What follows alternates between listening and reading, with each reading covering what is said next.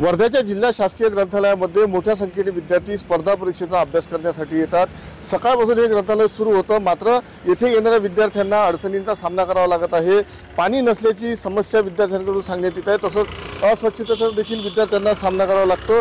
आपल्यासोबत येथील विद्यार्थी आपण त्यांच्याकडे जाणून घेऊया काय नेमकी परिस्थिती आहे, इथली काय अडचणी आहेत। सर, गेल्या काही दिवसापासून आम्ही इथचे ग्रंथपाल 3 महिन्यापासून काही दिसलेच नाही आम्हाला, आणि कित्येक दिवसापासून आम्हाला ते वॉटर प्युरिफाय बाहेरून पाणी आणायला लागून राहिलं।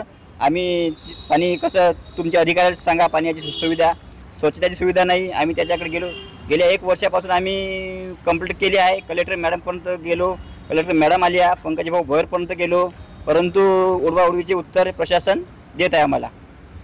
काय काय अडचणी आहेत तिथे? अडचणी सर, अभ्यासाची अडचणी आहे, पाण्याची आहे, संडास बाथरूमची आहे। आता आम्हाला सायंकाळी 4 वाजता रनिंगसाठी जावं लागते। त्याच्या अगोदर काही वॉशरूममध्ये संडास करायचे, ते संडासचा दरवाजाच नाही गेल्या किती दिवसापासून तरी आम्ही सांगितलं, परंतु ते उडवाउडीचे उत्तर देते। काय मागणी आहे नेमकी? मागणी हेच आहे की इथची स्वच्छता चांगली असावी, जेवण्यासाठी चांगलं आणि पिण्यासाठी पाणी आणि कर्मचारी वेळोवेळी, परंतु 3 महिन्यापासून इथचा कर्मचारी आम्हाला दिसलाच नाही। नक्कीच विद्यार्थ्यांना येथे आवश्यक सुविधा उपलब्ध कराव्या, स्वच्छता असावी, सोबतच पाण्याची देखील व्यवस्था असावी अशी मागणी विद्यार्थ्यांची आहे।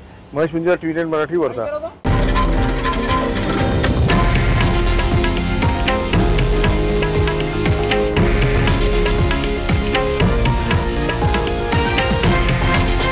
हे आहे देशातील नंबर 1 न्यूज नेटवर्क आणि आपण पाहत आहात TV9 मराठी, एकमेव।